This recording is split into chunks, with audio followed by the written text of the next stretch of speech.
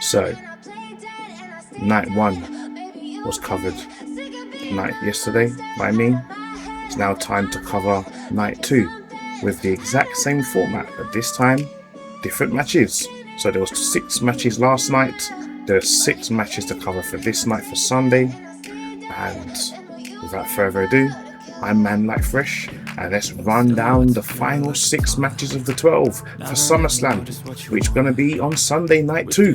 So let's go. Play with me like cats and a string. I messed up my face You there. don't understand the pain it brings. You don't ever wanna give me wings. You don't ever wanna set me free. You know I'm addicted to you, and it's twisted. You've been gifted with the evil voodoo. Got me coming back for more, even when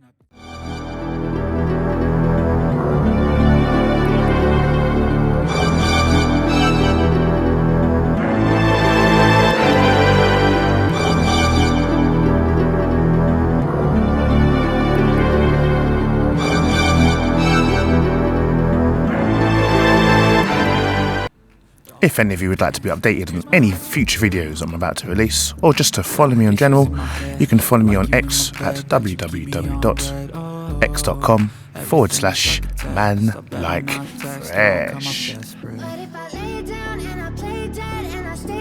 So, let's kick off night 2. Some interim women's championship ladder match. So 5 women are battle to become the interim WWE champion since Rhea Ripley is out.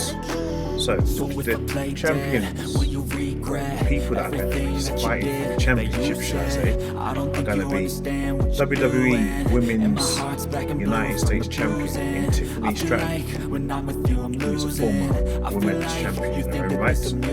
Another former women's champion, Jade Cargill. Funny enough, Rhea Ripley was the one who beat Jade Cargill for Rhea's current run. And we have Chelsea Green, the United States Women's Champion. And then we have former multiple-time Women's Champion, Charlotte Flair. And finally, who just qualified earlier tonight on SmackDown, Lash legend, the Bougie Bully, now makes her long-awaited re-debut in the main event scene since breaking up with Nia Jax. I don't know what's going on with them too, but anyway, as it is a ladder match, will be to determine who will be the interim women's champion. Then when Rhea comes back, both the interim champion and Rhea will fight for the right to be undisputed women's champion. So, as it stands now, I'm just trying to see how things will work out. So, Tiffany Stratton right now has already got gold. I don't really want to see Tiffy 2 belts. It's not time for Tiffy time 2 belts. No. Tiffany Stratton should stay away from anything World Championship for the foreseeable future because her first run was poor. Now, having said that, on the flip side, so was Jade Cargill's. Jade Cargill's first and only women's championship run was abysmal. And half of these women's runs is not bad because of them. It's because of creative. They have got no idea how to work their champions, how to book them properly. They ain't got a clue. And then we have the underdog Chelsea Green, who has never been a world champion. Now, Charlotte Flair has stated multiple times in the past that she doesn't want to be a women's champion for now. She wants to be on the back burner. She wants to put over younger stars and wants to be a tag team champion and focus on championships that don't involve the world championship. Now, having said that, putting a championship on Charlotte is a waste of time because, like I said, there's nothing beneficial that Charlotte's going to gain by becoming a 15-time world champion, apart from trying to match her and Cena's career, title career. There's nothing for her to gain, and we've seen Rhea and Charlotte so many times. And to be fair, I feel like the Jade Cargill and Charlotte Flair thing is going to cultivate at WrestleMania with War Games, when possibly Alexa Bliss comes back. You know, so anyway, so that's probably going to be that. So then, what's left? Probably Lash Legend now. Is it too early to put the championship on Lash Legend? It probably is. So, who do we go for now? Now, I'm going to go for a really wild prediction. I'm going to predict Chelsea Green. And the reason why I'm going to predict Chelsea Green is because it's the interim championship. Chelsea Green is not officially the champion, but they can test the waters and see how Chelsea Green will be as women's champion. So I'm going to categorically say tell Chelsea Green to become interim women's champion. That's a bold prediction, but for some reason I just feel like Chelsea deserves it. She's not a main event caliber person, but to be a placeholder champion for now, I think till Rhea comes back, it will show WWE and see what she's capable of. So Chelsea Green to win the interim women's championship.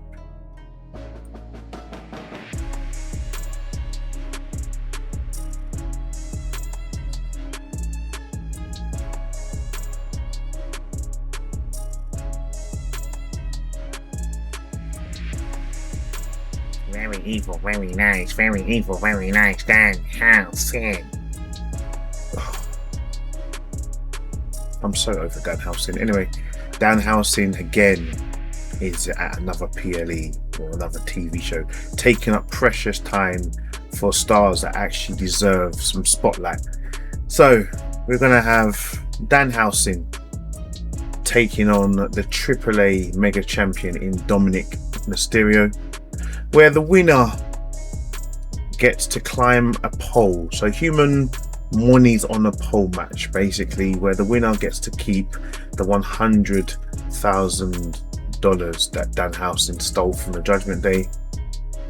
Now this is going to be a really stupid gimmick match, and I'm not involved. I'm not about it. I already think he's gonna get involved in night one, because night one hasn't taken place yet at the time of me recording this video prediction for night two. I already think he's going to get involved in Liv Morgan's match already. Yeah, Jonathan J going to get involved, and yeah, so I don't even want to talk too much on this match. I'm just going to make a prediction. I just hope Dominic Mysterio beats Danhausen. That's all I care about. I'm not involved. I don't care what happens in the match. I don't care whether if they manage to dig up The Undertaker and The Undertaker comes and chokeslams Danhausen, or even Bray Wyatt himself makes a spiritual, I don't know. I just don't care. I just want Danhausen to lose. Danhausen to lose, Dominic Mysterio to win. So that's my prediction.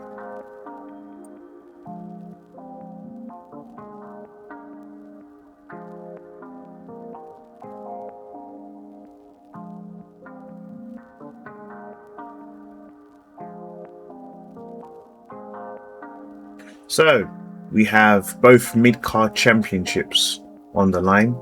The first one I'm going to cover is Manlykefresh.INC. Manlykefresh will be defending his Intercontinental Championship against the former El Grande Americano, Mr. Chad Gable himself. Now, this match, I know for a fact, is going to be epic. For the simple fact is that both guys have two different styles. Penta is like a bigger version of Rey Mysterio, and Chad Gable is quite similar to a Kurt Angle, a Ken Shamrock type of wrestler. He's pound for pound one of the most underrated superstars in WWE as it stands right now. And I think it's absolutely diabolical that the only championship Chad Gable has ever won as Chad Gable is the tag team championships, which he won with his old partner. I forgot his name now. He's Jason Jordan. Is it Jason Jordan? Is that the producer, the illegitimate son of Kurt Angle, kayfabe illegitimate son of Kurt Angle. So excuse me. I feel like with this whole saga that not Dominic Mysterio, that Chad Gable had in AAA, where he went up against Ludwig Kaiser, who is now the official El Grande Americano. That epic match that they had literally has put Chad Gable back on the map, and I feel like as a way to say thank you, WWE should put the Intercontinental Championship on Chad Gable. I mean, Penta has had an amazing run. He's been champion for a lot of months now. He put some prestige back to that championship, but please, let's do the honours and give Chad Gable his first singles championship. And before anyone says he won the Speed Championship, no, he didn't.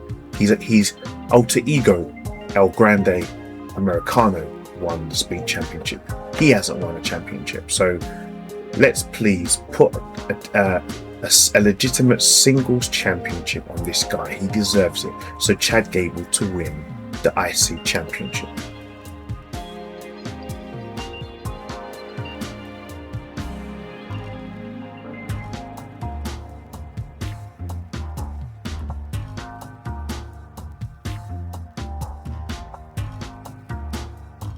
And we've done the Intercontinental Championship on Raw. Let's now do SmackDown's secondary championship, the United States Championship, or the fluffy, the furry United States Championship, which is currently in the possession of Trick Willie. You know, Mr. Trick Williams, Mr. Whoop that trick on, whoop that trick against a returning lone wolf, Baron Corbin. And I wasn't the biggest fan of Baron Corbin in his first run in WWE, simply because of the fact that WWE just weren't using him well. But since he's come back, he seems like he's on fire, and he was in MLW. I'm guessing that's Booker T's wrestling territory, and he really stepped up his game while he was there. Even when he went down to NXT in his last run before Ron Brady got called up and before he got released, he started showing signs of maturity and development. And I feel like even though Baron Corbin has been brought back to literally frustrate Trick Williams, I don't think he's going to win the United States Championship. No. Don't think he will do. Probably because there'll probably be some interference. It could be a case of where Carmelo Hayes gets involved, as it was potentially Baron Corbin who cost Carmelo Hayes his right to become a United States champion. If I remember clearly, he had Trick Williams on the ropes. He was going to go for his finisher, and then Baron Corbin came and interfered in the match, gave him end of days. And Little Yachty hasn't forgotten about what Baron Corbin was capable of. Trick Williams is fully aware of what Baron Corbin's fully capable of. So I'm going to say Trick Williams is going to retain his United States Championship. So Trick Williams to win.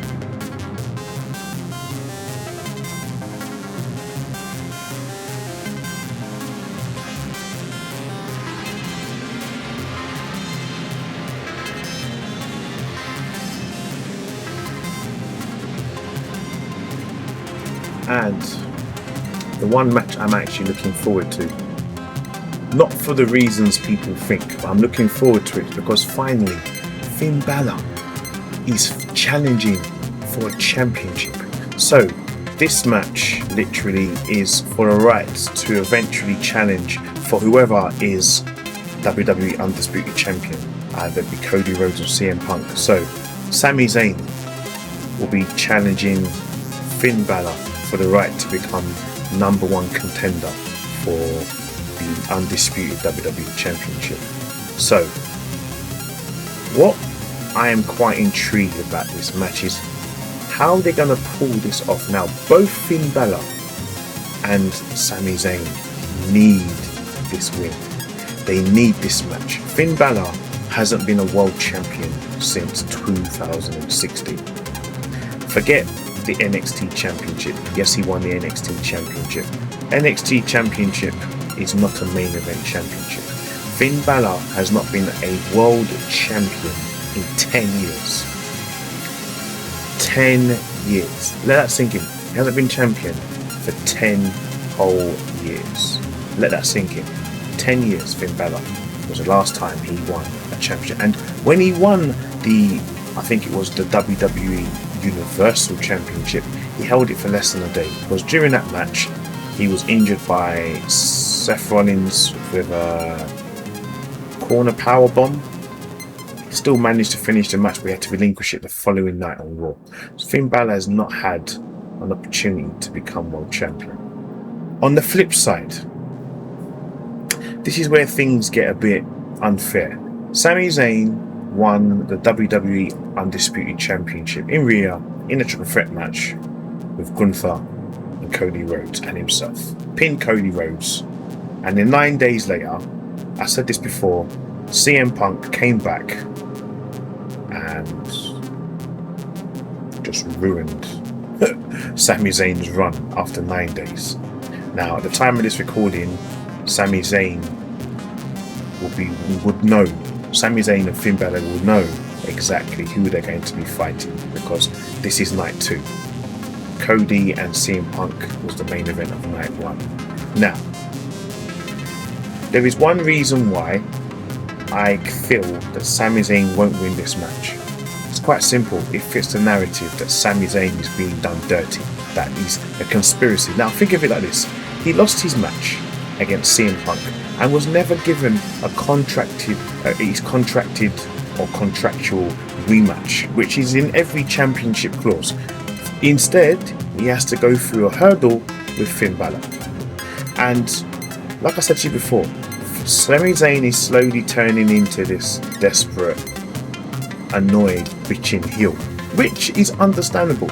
He deserves to be a bitching heel because WWE is taking the piss out of him. What I think is going to happen now is Finn Balor is going to get the win. Sami Zayn will probably lose his cool. Probably won't attack him, but he's going to lose his cool. He's going to throw a wobbler. Maybe that might lead to him joining Roman Reigns on SmackDown, on Raw, in the Bloodline. Who knows? But all I know is this. Finn Balor will become the #1 contender for the undisputed WWE Championship. And then maybe you can run back Finn Balor and CM Punk from early in the year. Or we can have Cody Rhodes and Finn Balor. Though, I said it before. I said it yesterday. I do not want Cody Rhodes anywhere near that championship. So Finn Balor to win the #1 contendership match.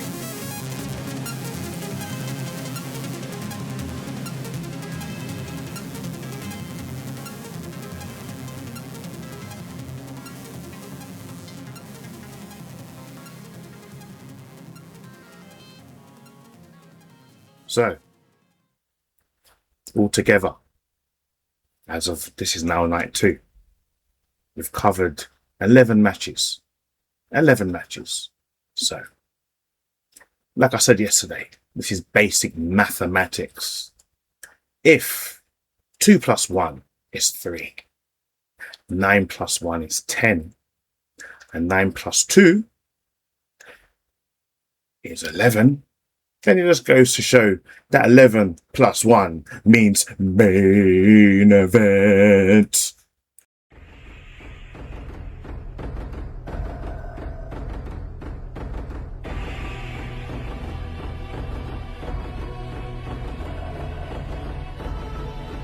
And what will be the main event for the whole of SummerSlam and for night 2 will be the WWE World Heavyweight Championship match, where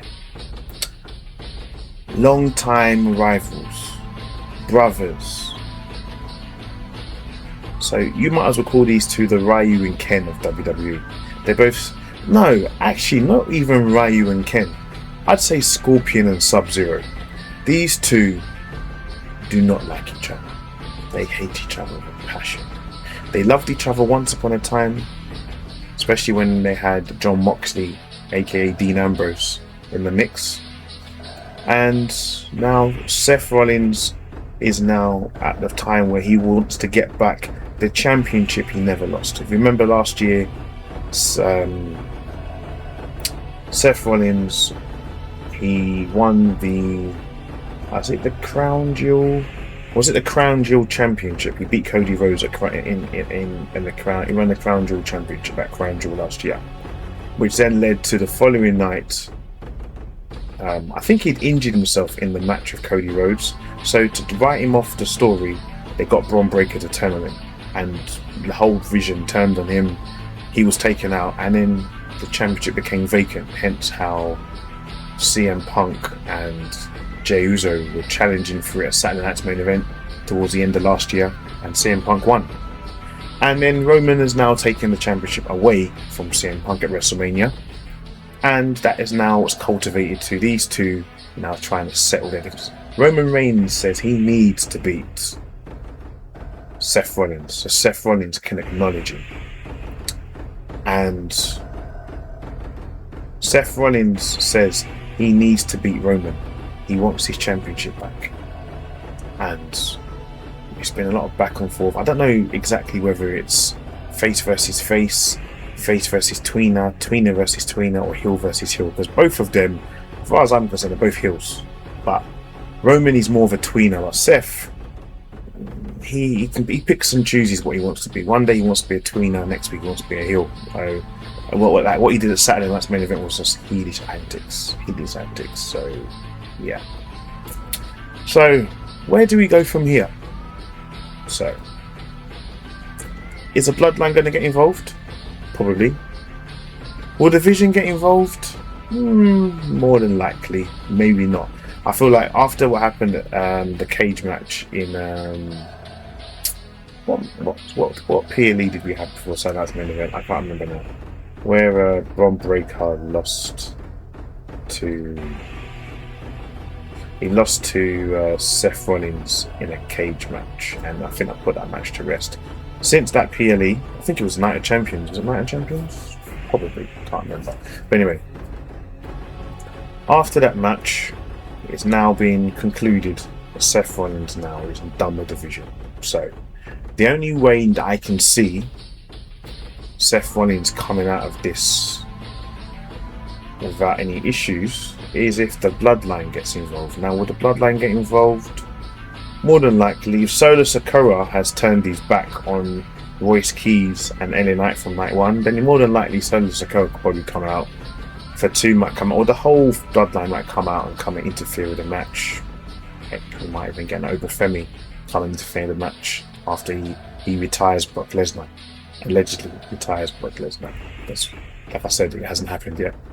But Roman Reigns, by what I've been told, is going to be the champion for the foreseeable future. So it just goes to show that Seth Rollins is going to lose this match. It's going to be a very interesting match, very good match, but Seth Rollins is going to lose this match, and Roman will continue his reign as World Heavyweight Champion. And that's what concludes SummerSlam Night 2.